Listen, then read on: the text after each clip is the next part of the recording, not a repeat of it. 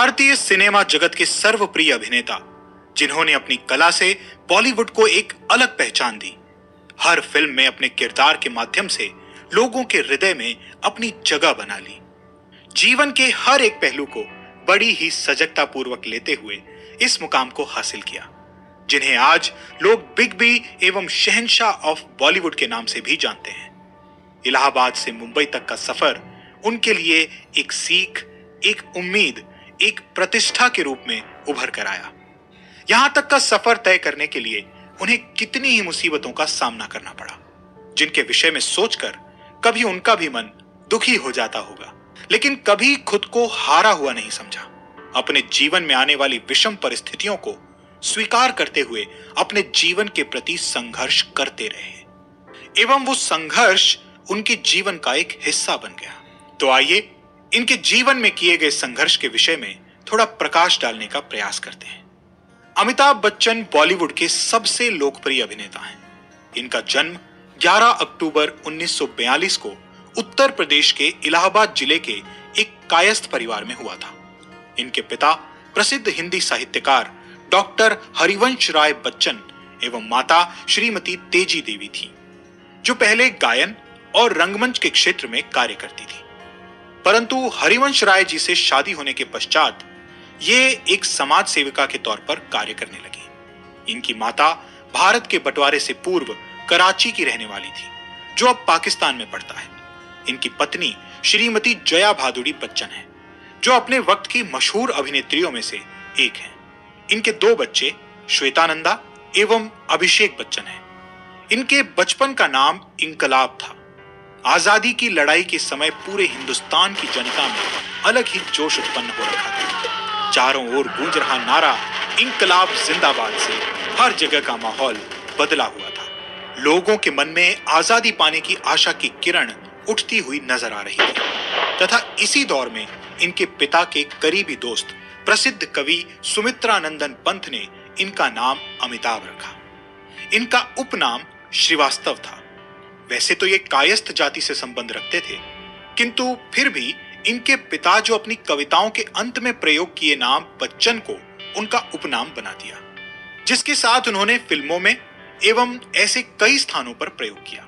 और अब इसी उपनाम से इनकी पहचान है, जो बड़े ही गौरव के साथ पूरे भारतवर्ष में अपना असर बनाए हुए है।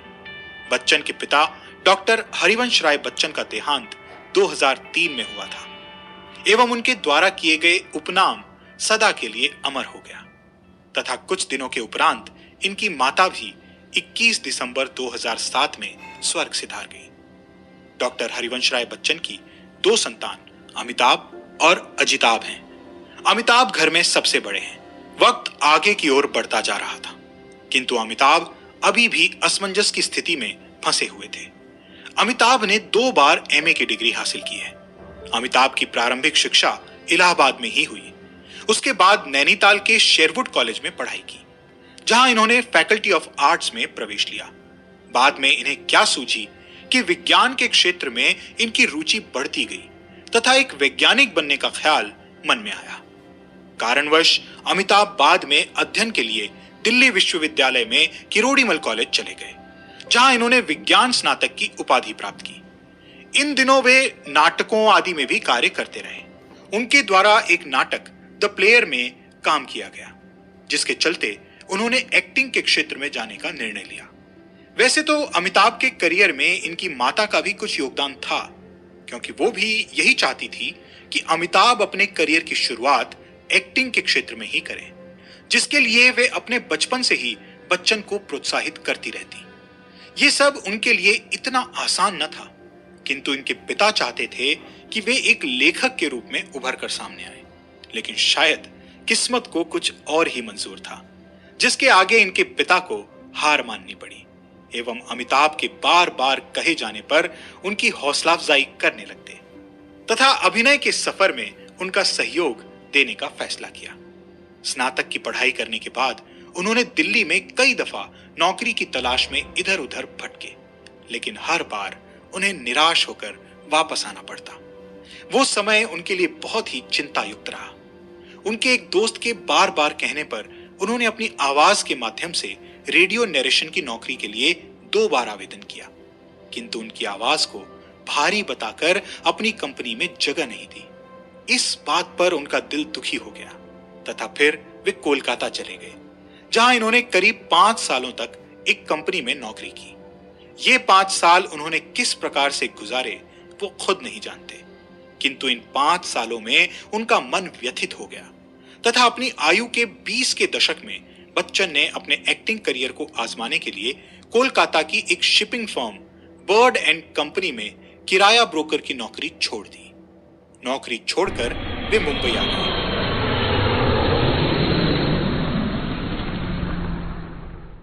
मुंबई में ना किसी से कोई जान पहचान, मानो उनके दिन बहुत ही मुश्किलों में बीत रहे थे। उन्होंने अपनी कई रातें मरीन ड्राइव की बेंच पर सोकर बिताई।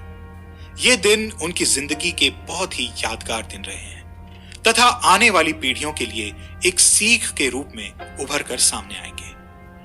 कहते हैं जब किस्मत अपना हाथ फैलाए खड़ी हो तो भला कौन इनकार कर सकता है। बिल्कुल वैसा ही उनके जीवन में एक मोड़ आया। उनकी जिस आवाज को भारी और भद्दा कहकर ऑल इंडिया रेडियो ने नौकरी देने से इनकार कर दिया था, वहीं दूसरी ओर अपने करियर की शुरुआत एक फिल्म भुवन सोम में बतौर एक वॉइस नरेशन काम किया। बाद में उनकी दोस्ती राजीव गांधी से हुई। कारणवश उन्हें फिल्मों के क्षेत्र में जाने के लिए अधिक मेहनत नहीं करनी पड़ी। इसी के चलते बच्चन ने फिल्म इंडस्ट्री की दुनिया में पहला कदम रखा। उन्होंने अपने करियर की शुरुआत 7 हिंदुस्तानी फिल्म से की थी, जिसमें ये उन 7 कलाकारों में से एक थे। इस फिल्म को ख्वाजा अहमद ने डायरेक्ट किया था, किंतु किन्हीं कारणों की वजह से फिल्म चल नहीं सकी। अभिनय की दुनिया में आने के बाद उन्हें यकीन हो गया था कि अब वो एक्टिंग के क्षेत्र में अपना करियर बना सकते हैं, लेकिन आगे आने वाली परिस्थितियों का सामना करने के लिए भी उनका तैयार होना जरूरी था। इसलिए वो और भी मेहनत करने लगे। 7 हिंदुस्तानी पहली फिल्म रही थी, परंतु बच्चन ने अपनी पहली फिल्म के लिए राष्ट्रीय फिल्म पुरस्कार में सर्वश्रेष्ठ नए अभिनेता के तौर पर पुरस्कार जीता। फिल्म इंडस्ट्री में यह उनके लिए प्रथम पुरस्कार था, जिसको लेकर उनके चेहरे पर बढ़ी हुई खुशी उनके भीतर का हाल बयां कर रही थी। जिंदगी के मायने को समझते हुए वे आगे की ओर बढ़ने लगे तथा इस सफलता के बाद इन्होंने 1971 में बनी फिल्म आनंद में काम किया, जिसमें अपने वक्त के प्रसिद्ध कलाकार राजेश खन्ना के साथ काम करने का अवसर प्राप्त हुआ तथा एक सहायक कलाकार के रूप में अपने किरदार को बखूबी निभाया।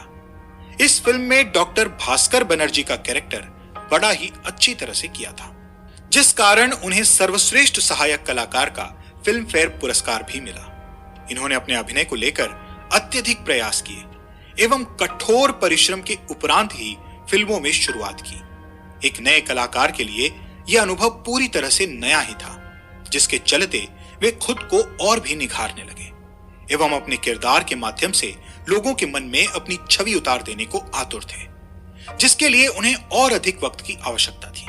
किंतु इन 2 वर्षों में लिया गया अनुभव उनके लिए अधिक महत्वपूर्ण था। फिल्म आनंद करने के बाद फ्री हुए ही थे कि उन्हें एक और फिल्म के लिए साइन कर लिया गया, जो एक प्रेम कहानी के ऊपर लिखी गई थी तथा इसमें इनकी प्रेमिका के प्रति प्यार की भावना को दर्शाते हुए ये रोल दिया गया।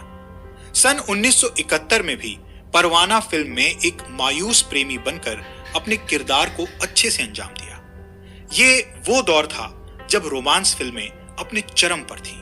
इसी कारण से इन्होंने इस फिल्म में काम करने का फैसला किया। इसके बाद उनकी कई फिल्में रिलीज हुई। अपने अथक प्रयासों के बाद भी उनकी आने वाली कई फिल्में कोई कमाल नहीं दिखा पाई तथा थोड़ी बहुत कमाई करने के बाद अधिक सफलता हासिल न हो सकी। 1972 में बनी फिल्म एस रामानाथन द्वारा डायरेक्ट की गई comedy film Bombay to Goa में अपने किरदार को बखूबी निभाया। बच्चन अपने संघर्ष के दिनों में वे 7 वर्षों तक अभिनेता, निर्देशक एवं हास्य अभिनय के बादशाह महमूद साहब के घर में रुके।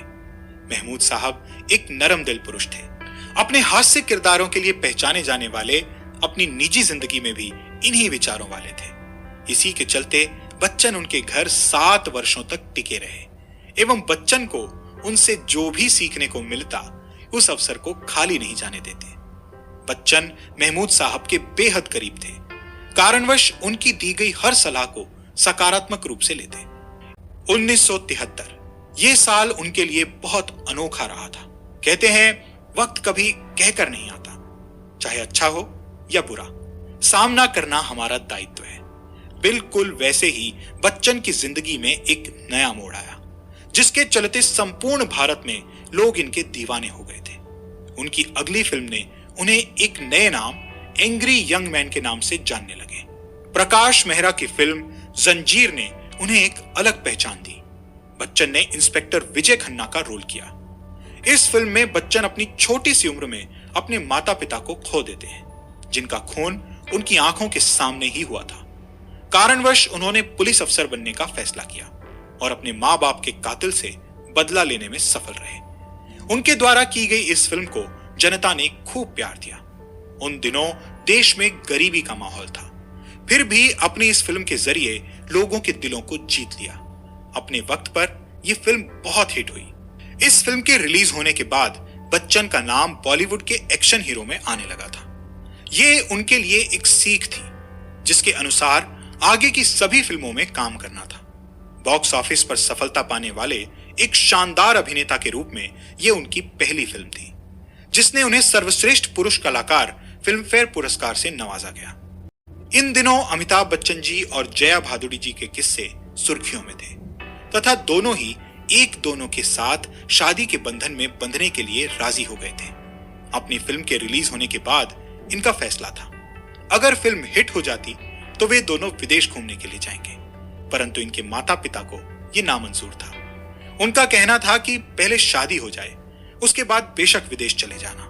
बस इसी कारण से दोनों ने आनन फानन में 3 जून 1973 को जया भादुड़ी बच्चन के साथ विवाह के बंधन में बंध गए। माता पिता के आशीर्वाद से सभी कार्य भली प्रकार सफल हुए। इन दोनों ने केवल जंजीर में ही नहीं, बल्कि बाद में इनकी और कई फिल्में देखने को मिली। एक फिल्म अभिमान, जो इनकी शादी के केवल 1 महीने बाद ही रिलीज हो गई थी। ऐसे ही एक के बाद एक फिल्मों में काम करते गए। नमक हराम फिल्म में विक्रम के किरदार को लेकर इन्होंने दोस्ती की मिसाल को समझते हुए बखूबी निभाया। दोस्ती जिंदगी का एक अहम हिस्सा है। इस फिल्म के जरिए लोगों को दोस्ती का एक नया पाठ मिला। राजेश खन्ना व रेखा के विपरीत इनको साइड हीरो के रूप में इन्हें बेहद प्यार मिला। इन्हें सर्वश्रेष्ठ सहायक कलाकार के रूप में फिल्म फेयर पुरस्कार से सम्मानित किया गया, जो उनके लिए बेहद हर्ष की बात थी। धीरे धीरे इनका वक्त बदलने लगा था। उनके मन में आशा की एक नई किरण जन्म ले रही थी, जिसके चलते अपने सभी किरदारों से कोई न कोई सीख लेते हुए आगे बढ़ रहे थे। फिल्म इंडस्ट्री में काम करते उन्हें करीब 5 वर्ष होने को थे, किंतु फिर भी हर वक्त कुछ नया सीखने का प्रयास करते रहे। वर्ष 1974 की सबसे बड़ी फिल्म रोटी कपड़ा और मकान में सहायक कलाकार के रूप में काम किया। कहा जाता है कि इस फिल्म ने खूब कमाई की तथा बाकी सभी रिकॉर्ड्स को तोड़ती हुई वर्ष 1974 की मुख्य फिल्म बन गई, जिसके किरदारों को लोग आज भी सराहना देते हैं। इन्होंने एक फिल्म कुंवारा बाप और दोस्त, उसमें एक मेहमान कलाकार के रूप में भी काम किया तथा बाद में आने वाली ऐसी बहुत सी फिल्मों में वे मेहमान कलाकार के किरदार के रूप में दिखाई दिए। आने वाली फिल्म उनके लिए बहुत मायने रखती थी। यहां बच्चन ने एक बार फिर से दर्शकों को अपने अभिनय कौशल से खुश कर दिया। सन 1975 में इन्होंने यश चोपड़ा द्वारा डायरेक्ट की गई फिल्म दीवार में मुख्य कलाकार के रूप में काम किया, जिसमें इनके साथ शशि कपूर भी थे। यह फिल्म अपने समय की श्रेष्ठ फिल्मों में गिनी जाने वाली फिल्म है तथा इसके डायलॉग आज भी लोगों के हृदय में अपनी छाप छोड़े हुए हैं। जैसे अमिताभ बच्चन के द्वारा कहे गए डायलॉग, तुम मुझे ढूंढ रहे हो और मैं यहां कब से तुम्हारा इंतजार कर रहा हूं, तथा मैं आज भी किसी के फेंके हुए पैसे नहीं उठाता। वहीं दूसरी ओर शशि कपूर जी द्वारा कहा गया डायलॉग, मेरे पास मां है, खूब हिट हुआ। मशहूर स्क्रिप्ट राइटर सलीम जावेद की जोड़ी ने इस फिल्म को ऊंचाइयों तक पहुंचाने में खूब मेहनत की और बिल्कुल वैसा ही हुआ। इस फिल्म ने सर्वश्रेष्ठ अभिनेता का फिल्म फेयर पुरस्कार दिलवा दिया। 1975 में यह फिल्म बॉक्स ऑफिस पर हिट होकर चौथा स्थान हासिल किया। वहीं दूसरी ओर 15 अगस्त 1975 को रिलीज फिल्म शोले ने पूरे भारत में खूब धूम मचाई। जय और वीरू के रूप में देखे गए दोनों किरदार लोगों को बेहद पसंद आए। सलीम खान द्वारा लिखित ये फिल्म, जिनके डायलॉग लोग आज भी दोहराते फिरते हैं, ये भारत में किसी भी समय की सबसे ज्यादा कमाई करने वाली फिल्म बन गई है। बॉक्स ऑफिस पर शोले जैसी फिल्मों की अपार सफलता के बाद बच्चन ने अब तक अपनी स्थिति को मजबूत कर लिया था। 1976 से 1984 तक उन्हें अनेक फिल्मफेयर पुरस्कार व अन्य पुरस्कारों से नवाजा गया था। हालांकि शोले जैसी फिल्म के कारण बॉलीवुड में इन्होंने पहले ही महान एक्शन नायक का दर्जा प्राप्त कर लिया था। अब तक का इनका सफर बेहद शानदार रहा था, जिसके चलते अपने भविष्य को और भी उज्जवल बनाने का फैसला किया। इन सभी फिल्मों से बच्चन ने खूब उपलब्धि हासिल की थी तथा इनको जनता का बेहद प्यार मिला। 1977 की comedy film Amar Akbar Anthony में काम किया। इस फिल्म ने इन्हें सर्वश्रेष्ठ अभिनेता के लिए चुना गया। इस फिल्म में इन्होंने विनोद खन्ना और ऋषि कपूर के साथ एंथनी के नाम से अपने किरदार को अंजाम दिया। 1978 इनके जीवन का बहुत ही शानदार वर्ष रहा। अपनी प्रतिभा के दम पर समस्त भारतवासियों के दिल पर राज किया। अमिताभ ने अपनी फिल्मों के माध्यम से प्रतिष्ठा, सम्मान अर्जित किया। किसी भी फिल्म के हर एक किरदार में ढल जाना उनके लिए कोई बड़ी बात नहीं थी। अपने अभिनय कौशल से हर एक फिल्म में अपना महत्वपूर्ण योगदान देते रहे। जीवन में आने वाली सभी कठिनाइयों का डटकर सामना करते रहे तथा अपने काम को लेकर सदैव खरा उतरने का प्रयास किया। आने वाले वर्ष के विषय में उन्हें भी खबर नहीं थी। यह उनके लिए बहुत ही बेकार जाने वाला था। काश समय को भी बदला जा सकता तो उन्हें इन दिनों का सामना नहीं करना पड़ता। 1982 में कूली फिल्म में बच्चन ने अपने साइड हीरो पुनीत इस्सर के साथ एक फाइट की शूटिंग के दौरान अपनी आंतों को लगभग घायल कर लिया था। बच्चन ने इस फिल्म में स्टंट अपनी मर्जी से करने की छूट ले ली थी, जिसके एक सीन में इन्हें मेज पर गिरना था और उसके बाद जमीन पर गिरना था। हालांकि जैसे ही ये मेज की ओर कूदे तब मेज का कोना इनके पेट से टकराया, जिससे इनके आंतों में काफी चोट पहुंची। गिरने के बाद उन्होंने कई दफा उठने का प्रयास किया, किंतु हर बार असफल रहे। उनके जीवन में हुआ यह हादसा उनके लिए बहुत ही मुश्किल सा मालूम पड़ रहा था। ऐसा लगने लगा था कि कहीं कोई ऊंच नीच ना हो जाए। इनके शरीर से बह रहे खून को देखकर सबका मन घबरा गया था। इन्हें जहाज से फौरन इलाज के लिए अस्पताल ले जाया गया। वहां पर इन्हें कई महीनों तक अस्पताल में रखा गया।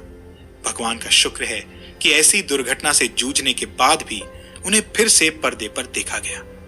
पूरे भारत में इनके चाहने वालों की भीड़ इनकी रक्षा के लिए दुआएं करने में जुट गई थी। काल चक्र में फंसे बच्चन को खुद की कोई खबर नहीं थी। उपचार के समय अस्पताल के बाहर लगी हुई भीड़ उनके प्रति प्रार्थना करने में लगी हुई थी। उनके साथ हुई इस घटना को लेकर उनके चाहने वालों का मन दुखी हो गया था तथा उस साल के अंत में एक लंबे अरसे के बाद पुनः काम करना आरंभ किया। डायरेक्टर मनमोहन देसाई ने कूली फिल्म में बच्चन की दुर्घटना के बाद फिल्म की कहानी का अंत बदल दिया था। इस रिलीज फिल्म में पहले सीन के अंत को थोड़ी देर के लिए रोक दिया गया था, जिसमें अभिनेता के घायल होने की बात लिखी गई थी। इस फिल्म के रिलीज होने के बाद जनता ने इनके प्रति बेहद सहानुभूति दिखाई और भली प्रकार से हिट हुई। बाद में ये मियास्थीनिया ग्रेविस बीमारी के शिकार हो गए। ये एक बीमारी है जिसमें मरीज को मांसपेशियों में कमजोरी और थकावट महसूस होती है, जो या तो कूली में हुई दुर्घटना के चलते हुई थी या फिर तो भारी मात्रा में दवाई लेने से हुआ था। उनकी बीमारी ने उन्हें मानसिक और शारीरिक दोनों रूप से कमजोर महसूस करने पर मजबूर कर दिया था और उन्होंने फिल्मों में काम करने से सदा के लिए छुट्टी लेने के विषय में भी सोचा एवं राजनीति में शामिल होने का विचार बनाया। राजनीति का सफर उनके लिए बिल्कुल नया था। इसके प्रति इन्होंने कभी राजनीति नहीं की थी। यही वो समय था जब उनके मन में फिल्म करियर को लेकर काफी चिंता होने लगी थी। उन्हें लगता था कि अब उनका फिल्मों में काम करना उचित नहीं है। प्रत्येक शुक्रवार को रिलीज होने वाली नई फिल्म के प्रत्युत्तर के बारे में काफी चिंतित रहते तथा रिलीज से पहले ही अपने नकारात्मक शब्दों से फिल्म के फ्लॉप होने का अंदाज लगाते रहते। उनके मन में आई नकारात्मक सोच ने उन्हें भीतर से तोड़ कर रख दिया था। अपने अभिनय के क्षेत्र से निकलकर उन्होंने राजनीति में प्रवेश किया। अपनी किस्मत आजमाने के लिए अपना एक कदम उठाया। अपने पुराने दोस्त राजीव गांधी के सपोर्ट में राजनीति करने का मन बना लिया। उन्होंने इलाहाबाद लोकसभा सीट से उत्तर प्रदेश के पूर्व मुख्यमंत्री हेमवती नंदन बहुगुणा को हराकर जीत हासिल की। इस जीत में इलाहाबाद क्षेत्र की जनता का महत्वपूर्ण योगदान रहा। अभिनेता होने के साथ साथ इलाहाबाद उनकी जन्मभूमि भी रही है। कारणवश उन्हें वहां से जीत हासिल करने में अधिक कठिनाइयों का सामना नहीं करना पड़ा। हालांकि 3 साल तक राजनीति करने के उपरांत उन्होंने पार्टी से इस्तीफा दे दिया।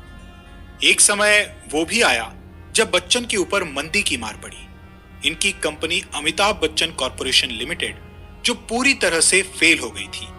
उन्हें लगा था कि वो एक फिल्म निर्माता के क्षेत्र में अपने करियर को बना सकते हैं, लेकिन उन्हें निराशा ही हाथ लगी एवं आमदनी का कोई स्रोत नहीं बचा था। इस बात को लेकर उनका साहस टूट गया था।